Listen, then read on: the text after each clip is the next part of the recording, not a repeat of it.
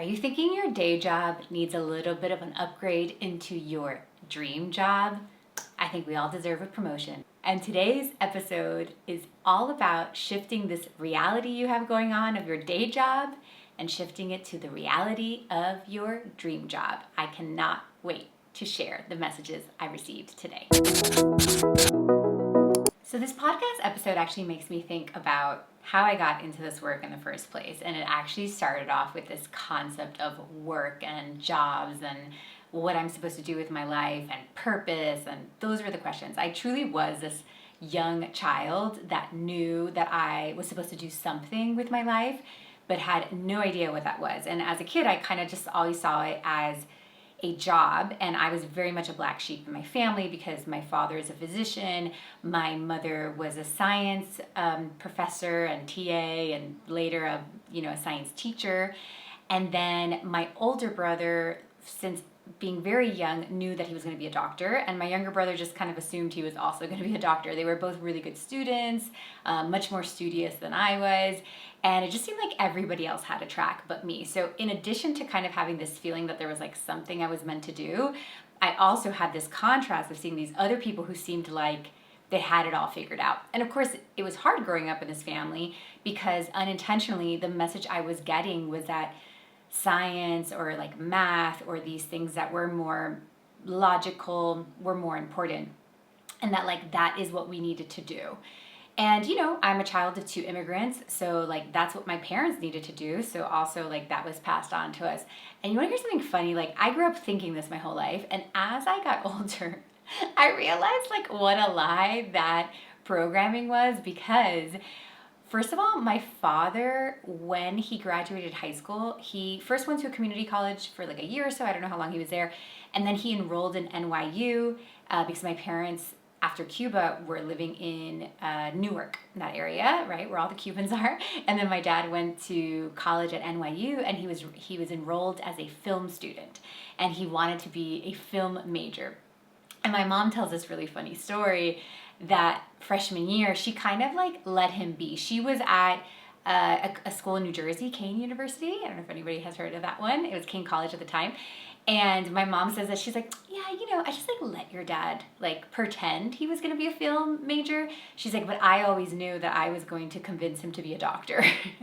And she's like, at some point she told my dad, she's like, listen, this idea of you being a filmmaker is super cute, but that's not for us. We are immigrants. We need something that is going to guarantee our survival. Like we do not have this luxury of doing something creative. So my dad, lo and behold, changed his, major, became a I forget what he studied, but eventually became a doctor. And funny story is that my older brother, who I always thought was like this super science genius or whatever, one day, like later as we were older, he was already a full-on doctor, told me, he's like, oh my gosh, no, like college was so hard for me because I had to major in biology. He's like, when I really just wanted to major in English, he's like, I was so much better at English. And he had like a double major in biology and English. I'm like, what? These people have been lying to me my whole life. Like I was just the only one that could not fake that other track, where the rest of them could, which is so funny. But anyways, so I think like it's just so interesting, these like programs that we are taught, and then that's how we ended up in these tracks where we are living a day job instead of our dream job, and we really think that they are different and they shouldn't be the same thing. And I guess like I at some point was willing to be broke. That's really kind of how I ended up here. I remember having to make this choice in college. First of all, I just knew I wasn't good at math and science, so I had to get through college by like finding a major that didn't ask me to go to those like deeper math classes. Like I could only go so far. And that's how I ended up in communications. And after communications, and I started thinking about like what I want to do for work, I really was just making this decision that I knew I wanted to be a creative, and I was okay if I wasn't going to make money. Like I just kind of was like, I will give that up. And that was kind of my first step, interesting enough, because I was really taught that like I was not going to make money if I was an artist or a creative or things like that. And I think that that is not just like the programming of my immigrant parents, but I think in our society, that's what we have been taught. And then lo and behold, there was this huge, bubble or like a moment for bloggers and influencers, and I just happened to be part of that. So it was really interesting that like my intuition was like, well, it's all right, we're just gonna be broke. And then later on, I learned that there was actually is a route for many creatives, not just like the world that we used to live in where there was just like this 1% of creatives that actually made money. Now we see so many more. And yeah, it was just like a big moment for me. And it's interesting to see how my family has changed by just seeing me do what I do. My older brother, his daughter she's just gorgeous, and she's a little model. She models for different like big brands. And I always think to myself, this would have never been like, my brother's kind of comfortable with it because he knows that his sister took this track. Like, I think that without that, he'd be a little bit hesitant. So it's really been interesting to see how like my path has healed my family's path as well. And also this idea that like, I am that person in this lineage, right? Like my kids are going to be able to take on something creative if that is what they feel called to do. And I think that as millennials, not that I think, I know, because I've done so many readings, I've read so many souls, as millennials, and just kind of that era, right? Even like the older millennial, or even like, the generations just like kind of where we're working right now, we truly are here to disrupt these systems. And one of the main systems is money.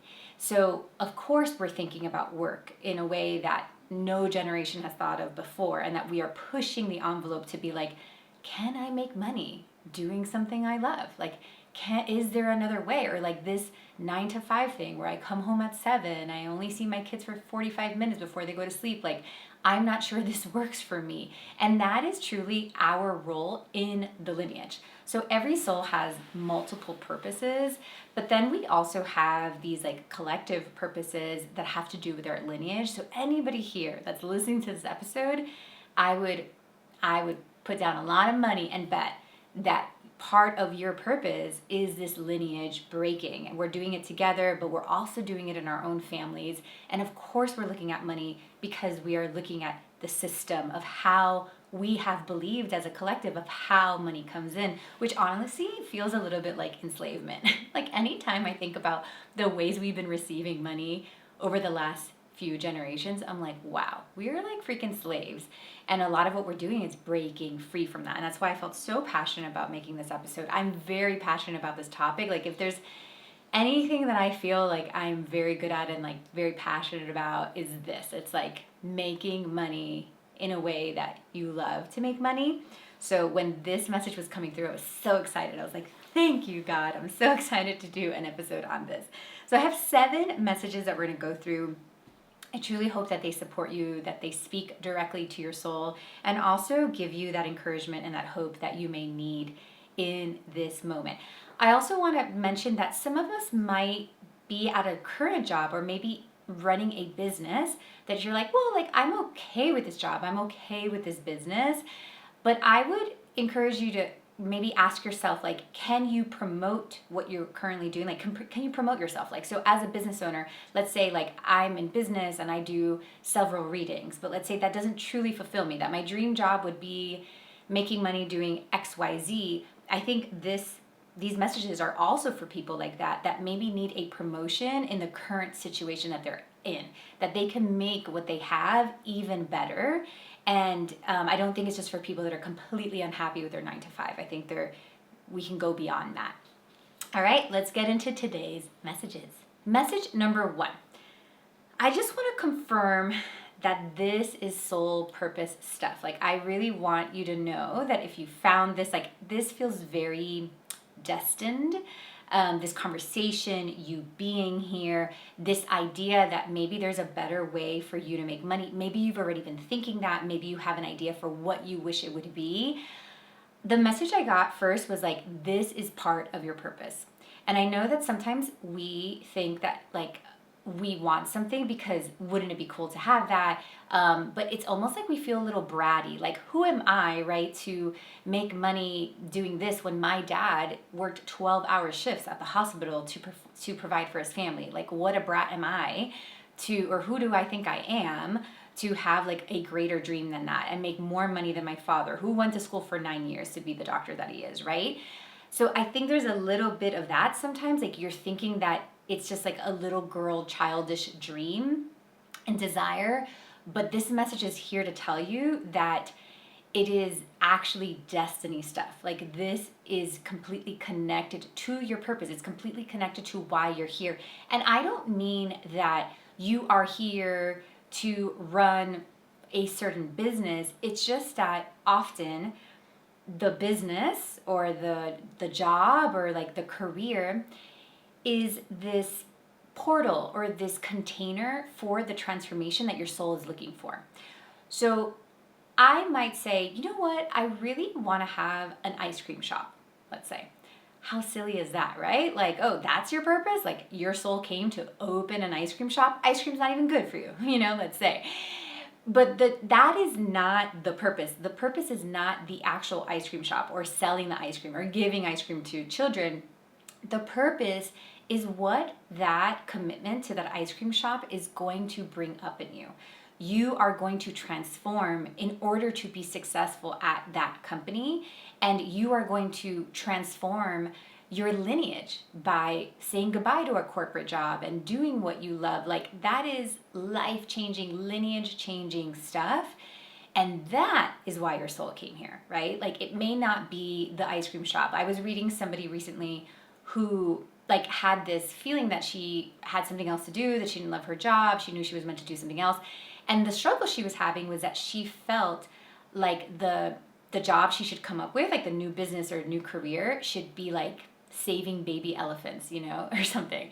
And I was reading, I was like, actually, you're just going to run a lifestyle company. It's going to be something like inflatables, like birthday inflatables, those like bounce houses and stuff. Like, I was really seeing, I'm like, it could be a company like that. It's not like the company itself has to help, immigrants coming from blah, blah, blah. It's not, that is a misconception or it's a misinterpretation of this idea of purpose. We think that the thing we're doing is purpose when it's actually who we become by running that thing or having that new identity of doing that kind of work and living that kind of life. That is our purpose. So if that job of company of running vending machines, let's say, right, gives my client more time and more time to be with her kids, and she gets to write a memoir that she's been wanting to write, and she gets to travel, that is her purpose. Like, that new identity, that changes so much for her. She's going to be forced to change and to let go of parts of her. She's going to change her kids beyond her. I mean, there's so many things, right, that come of that. So that is the purpose, not the actual thing that she is doing. So that's why this message is like, listen, like, don't think that this is silly. There's a reason why this is calling you, and you are absolutely here and on the right path.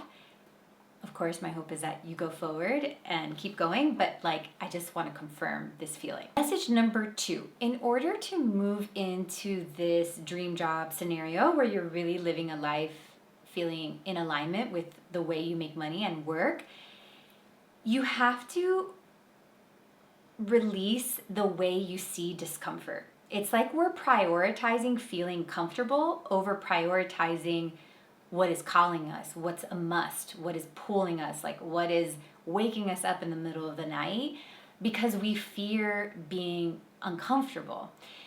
And uncomfortable is like a really funny thing. Like, we just don't do well with it. And because we live in a human body, the body, obviously, one of the ways it tells us something is wrong is it signals discomfort. So maybe it's like, I get swollen, or, I get a rash, or I get a cold. Like, this is my body telling me, like, hey, a virus just, found us, or you just cut yourself and now, the inflammation process is starting, like all that. So when this uncomfortable feeling comes, we just stop. And of course, in order to shift from what you've been doing to where you're going, it is by nature going to be uncomfortable, right? And what we think is that because it's uncomfortable, then it's not the right thing. Because we are thinking about the future. We're like, oh, I remember when I first wanted to do this work, like, I saw myself, making money selling books. Like, that's all I could see. I did not see the very uncomfortable road it took me to get there. So in the beginning, when I would hit these uncomfortable moments, I was like, oh shoot, I'm doing it wrong. And it's like, well, maybe we are not doing it wrong. Maybe we are stretching, right? We really have to look at, we really need to reprogram our minds to believe that when we hit discomfort, it is not because we are doing something wrong. We are growing, we are letting go, we are shifting our identity, we are shedding an old skin to become a new person.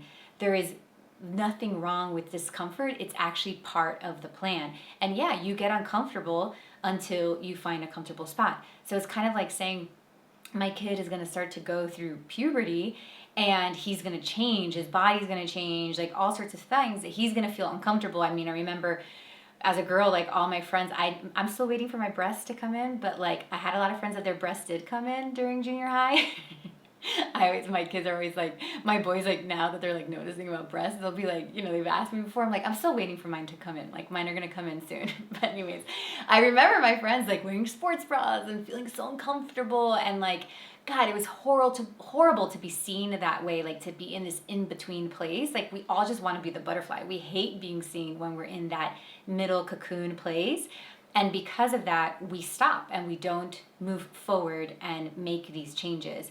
So I think this message is about being like expecting to be uncomfortable and to help yourself during that time.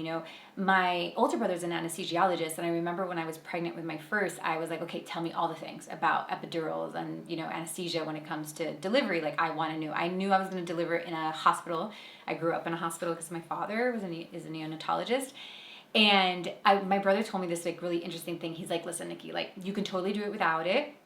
I've seen it a bunch of times. He's like, but I just want to let you know, the body does those strangest things when it's in pain. Like when it is beyond discomfort and moves into pain, it does really weird things. And he was telling me, he's like, there's a difference between being uncomfortable and being in pain.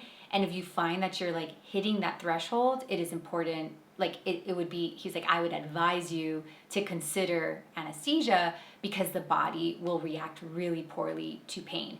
So I think that, and I felt like that was like a metaphor for life, right? Like to know the difference between like, okay, I'm uncomfortable. When I hit pain, like perhaps I might need some extra support. Like maybe I need something. I write about this in my book, Soul-Led Living. I talk about like, I was trying to shift careers and I was trying to make this big leap, but I was like feeling like so uncomfortable in pain and I needed to like bring it down a notch. And I actually brought in an easier job than like a harder job that I was like going after at the time. And that really helped me deal with that pain for a while. And then when I was ready, so like little by little, I shifted into the more demanding work. So that is something for us to keep on this road because it is going to be uncomfortable. And for us to know that, because we're probably going to need support during this time. This is like when we hire coaches or therapists, or for me in the beginning of my journey, I invested in an assistant really early on because that helped me with the discomfort. I was like, okay, we can work together. I can hand some things off. So really, just first of all, reorganizing the idea of discomfort in our minds and also deciding like what kind of support we're going to take as we make these shifts. Message number 3.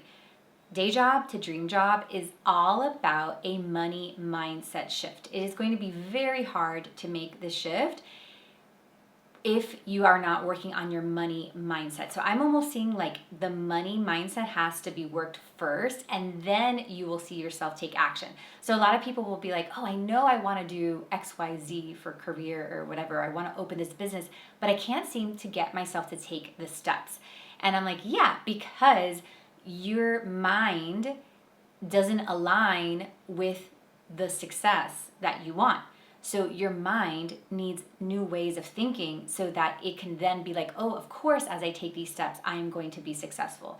But, for example, one of the main things I needed to do in the beginning when I was deciding I wasn't going to be like my family and I was going to do something more creative, I had to, number one, the way that I got through it, instead of telling myself like, oh, creatives make money, I told myself it's okay if I don't make money. It was like interesting that was kind of like all that was available to me at the time. Like all that was available to me was like, well, then I'm just going to let go of money, but it's funny that at least broke apart this idea that the only way to make money was doing these other jobs.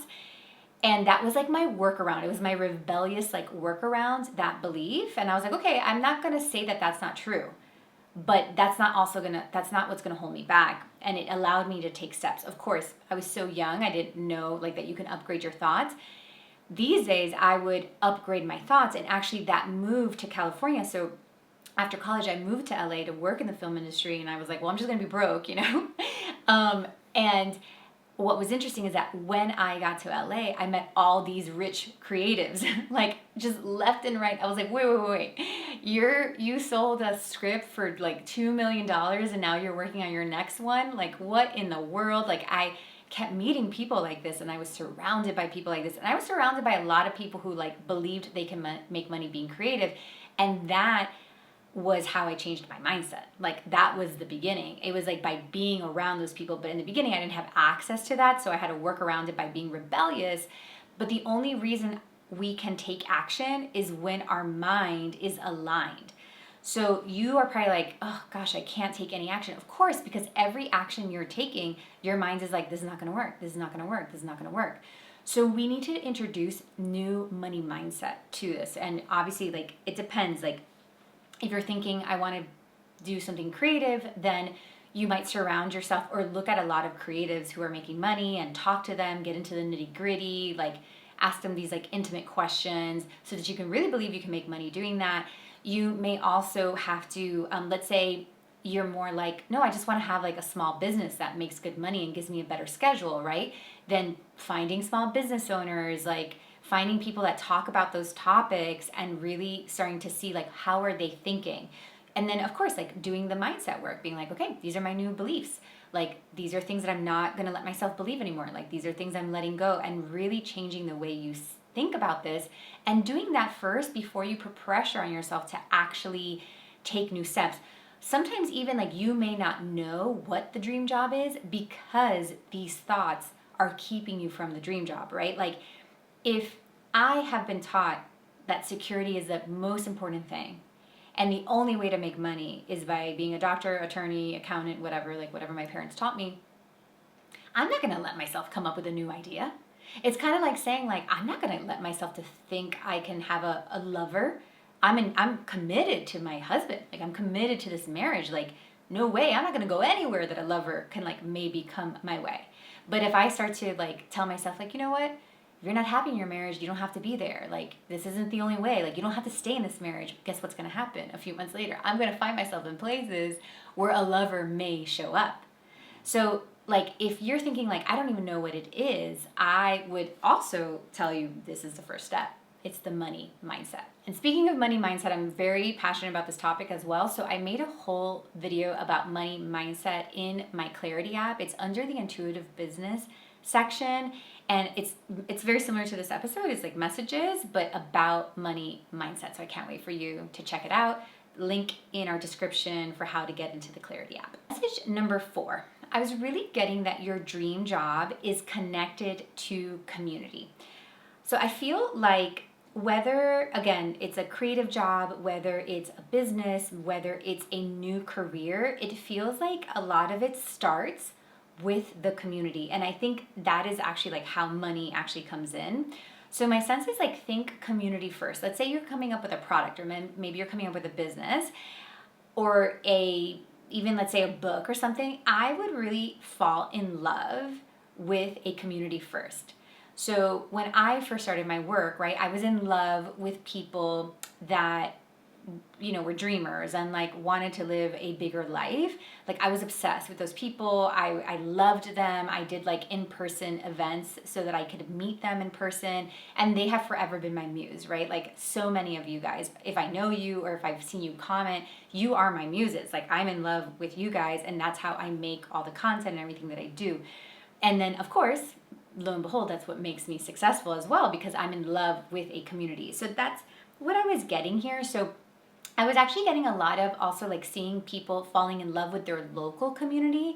So I live in a small town that is really exciting right now because there's just so many new changes, and the downtown is being developed and stuff. And like, I always tell Benny, I'm like, oh, if we were like, you know, into communities, and that's not really our thing, or at least like not right now in this moment in life. I would love to have like a project, or I always kind of think like maybe my daughter would want to like run something in the local town because it would be so fun to do that, because we love this community. So I saw that as well, like people that maybe are open like those little shops on Main Street, excuse me, like a store or a smoothie shop or a restaurant or something. Like that seems like that dream is successful because of the community. It's because of being in love with the community. I just kind of feel like you can't get like you won't be able to get around this without like loving a type of person. Now, some of you might be very burnt out from the work that you do, and you might be like, I don't want anything to do with people. But I would say that like you can still be in love with the community and have limited access to you. So I can still be in love with like my local community and have a smoothie shop, but not be the one like serving the smoothies. Like I could be the visionary and the person that's dreaming it, but like never involved with like physically seeing the people. But that's only because I'm limiting access to my energy, because I am more supportive when my energy is, I can support the community better when my energy is full. You know what I mean? So I don't think that this is about like you need to work with every single individual person. This is more just like you need to be in love with a community, and that is what's going to make the dream job successful. Message number 5. This one wasn't super clear to me when it was coming through, but I think it'll be clear as I talk. I was getting that your heart is being used to like feel the wrong feeling. So the heart is so amazing. It could do so much, but it could feel deep, sad feelings. It could feel very like elated feelings. Like it has all this capacity, And I was getting that like, in order to move into the dream job, you have to open your capacity for joy and for success and for like loving yourself. Like, oh my God, I did this. Like this worked out. And my sense is that you're using your heart to feel either sorry for yourself, like sometimes we soothe ourselves by like being the victim, you know what I mean? Like think about mom, right? Mom can either soothe us by being like, yeah, that was so unfair. I can't believe they're treating you that way. Or mom can be like, that was really hard, but you know what? You are strong and we can do this instead. And like, why don't you try this, right? So mom can either love us as the hero or mom can love us as the victim. There are two ways to soothe ourselves. And it feels like the heart is being used sometimes a little bit too much you're almost like soothing through the victim by accident to help you get through a hard thing. So you might be having a really like hard situation at work, but like you have to stay there, let's say, and you're like almost used to feeling a certain way about your life. It could also be like, well, yeah, I'm always hopeful, but like whatever, things don't seem to work out for me, but I'll keep trying. So it's like that addiction to feeling that way or to like being in that feeling doesn't allow you to move to the next level, because the dream job is really this feeling of, I did it. It's just this feeling of like, man, I'm so proud of myself. Like I love myself. Like I did this. Like I deserve this. It's higher frequency feelings. So the heart itself needs to be cleansed is what I was getting. We actually have a meditation in the Clarity app called, I think it's like called Cleanse Your Heart or something, meditation. We'll link it below. And that's a good one too, so that you can use the heart for its power. Like the heart is capable of so much more. The heart is almost telling me that it wants to manifest the next season for you, but you have to let go of the way you're using it. It's almost like it's a technology that you're using and you're not using it to its fullest. You know those like machines that you have at your like in your kitchen, like the chop or something, and they come with all these different other pieces. Like they can do so much more, but you keep just using it to like chop your walnuts or something. That's me. Benny's always like, this machine comes with like 17 more things. Benny loves to like use everything a machine can do, and I'm like, I bought the machine for one reason only. Do not introduce me to the other things that it does. I just want to use it for this one thing. But obviously I'm not getting the most out of it. That's kind of what the heart is saying. Like the heart is saying like, I have so much more. Like I'm not here just to soothe you. The heart's like, I'm actually here to give you the feelings of what you can have, so that your life then really reflects that. Like the heart's saying like, if you're feeling elevated and you're bringing those elevated feelings, your reality can't help but match that. Like it's just almost impossible with time that your heart, like when it feels a certain way and whatever, emotion, you're like, okay, let's feel this. Your reality will have to ultimately catch up and reflect it. So it's asking you to use it. I see you using it also like for, what's the word? Like you're going to do something and like picture and like feeling how it's going to feel great. So for example, this has nothing to do with dream job, but I'm traveling to San Diego in a few weeks with my family to see my brother and to go to VidCon, you guys. My kids are into YouTube and they want to go to this conference all about YouTube. I'm like very afraid. I feel like I feel like it's going to be overwhelming. Actually, this is a great example. So instead, right now I'm feeling anxious about it and nervous about it, but I can actually, for the next couple of weeks, sit in meditation 2 minutes, 5 minutes, doesn't have to be a long time, and really feel that trip. Like use my heart and be like, you know what, we're together, we're having so much fun, we're laughing, like not even visualizing it, but feeling it, so that I tell the future what I expect to feel, so that when I get there, I have those feelings. I have nothing to lose, because right now I am predicting some bad stuff, right? But I have nothing to lose by using my heart for something else rather than using my heart for worrying. Because right now I'm so used to worrying. Ever since I became a mom, I became such a worrier, and it's been one of those things that's been like hard for me to let go. But it's like, it's how I use my heart and it dilutes my ability to really feel joy and have like that greater capacity for joy. So I have to catch myself all the time when worry comes. Like worry is just actually trying to dilute the bigger feelings, because sometimes we're like, can I even have the capacity to hold that much joy? Like, am I going to burst? Like, what's going to happen to me if I have everything that I want? It's so scary in a weird way to have everything. So I'm going to dilute it with fear. I'm going to dilute it with worry in my case. Like you're diluting your heart with something. And that's what's really being asked to just be looked at and let go, and then letting ourselves feel into how things are going to work. Does that make sense? So yeah, check out the meditation. Message number 6. There's like this like dream job muse that hangs around you. It's kind of like a spirit guide or like an energy, or could even be the energy of like what's trying to come through, right? Like when a course is trying to come through me, or a program, or like the Clarity app, like they all have energy, and I can feel myself getting pregnant with them, and they're muses. Like they're kind of like telling me what to do and like waking me up in my dreams. So this message was really like coming from that muse, and the muse is saying, you think you don't have time for me. Like you really are convincing yourself that you do not have time for me.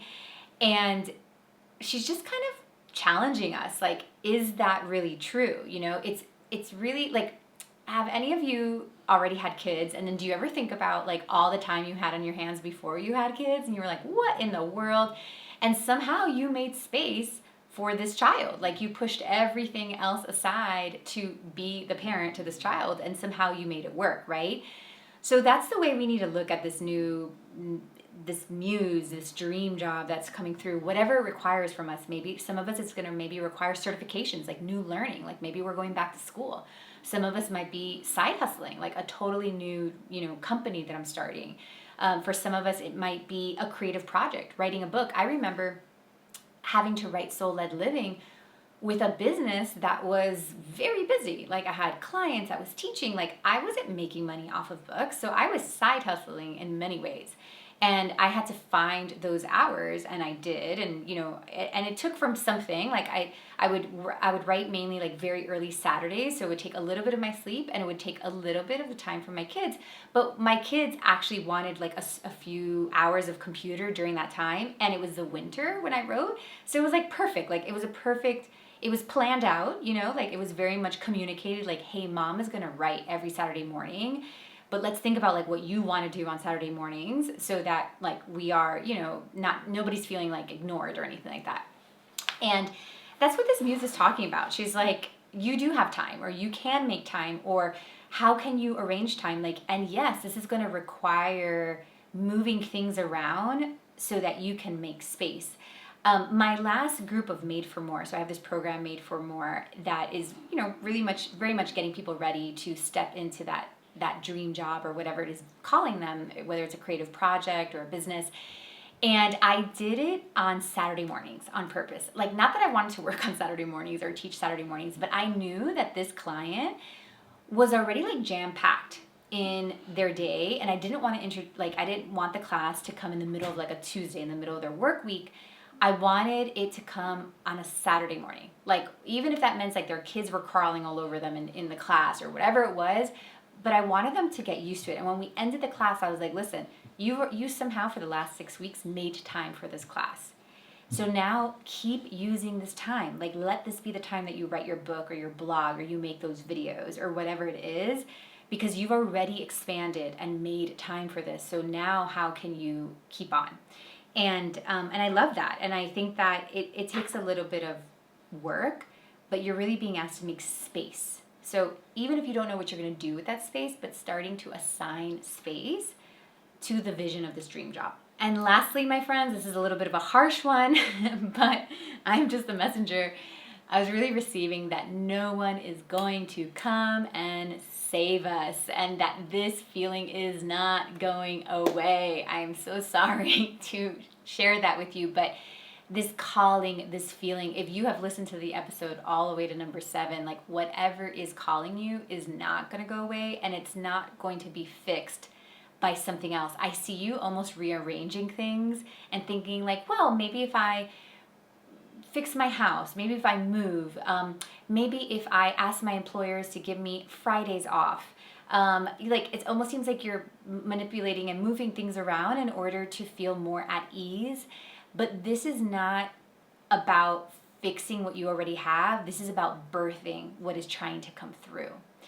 So unfortunately, it's just not going to go away unless you give it space to be birthed. And this is when our body starts to give us problems and all that stuff. One of my good friends was so sick during this time where, like, she was supposed to be writing and she wouldn't write. She was like refusing to put herself out there, and she just got so sick. And towards the end of it, she was like, what do you think it is? I'm like, what do you think it is? And she's like, I think I'm sick because I'm not writing. I was like, yep, that's exactly what I was going to say.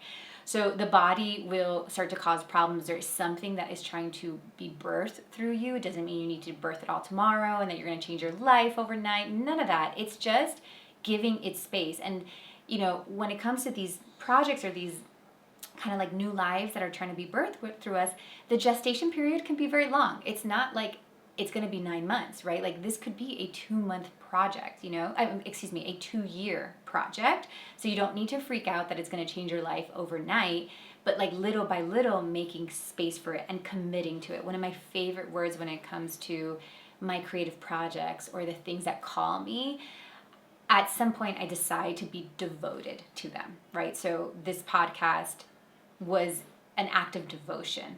And it still is an act of devotion. It's not like this podcast makes money. When I first started it, I had no idea why I was doing it. I was doing it twice a week, but it called me. And once I decided to commit to it, I told myself I was going to be devoted to it. Because I know that when I'm devoted to what is being birthed through me, it will change me and it will help me become who I know I'm meant to become. And I'm really interested in becoming my full self. And I believe that these projects and these new jobs and all that stuff, it's more than just money. Yes, it's going to change the way we make money, and that's part of our purpose, but it's also the thing that births us. So it looks like we are birthing it, but it is birthing us. It is birthing the new version of us that we see when we visit the future self. So we need these projects as much as they need us. And when I decide to commit to one, I decide to be devoted to it, and I'm just ready for it to change my life. Sending you guys so much love. I hope that this was expansive and supportive, and I'm just so excited to see you take this path. If you would like my support with this path, my new program, Made for More, is going to be open this week. I'll send you the link as to how you can join, and it supports people. If this spoke to you, it supports you. So I'm happy to continue to be there, continue to coach you, but if not, if this is like where it ends, I cannot wait to see what is birthed through you. I love you so much, and I will see you in the next episode.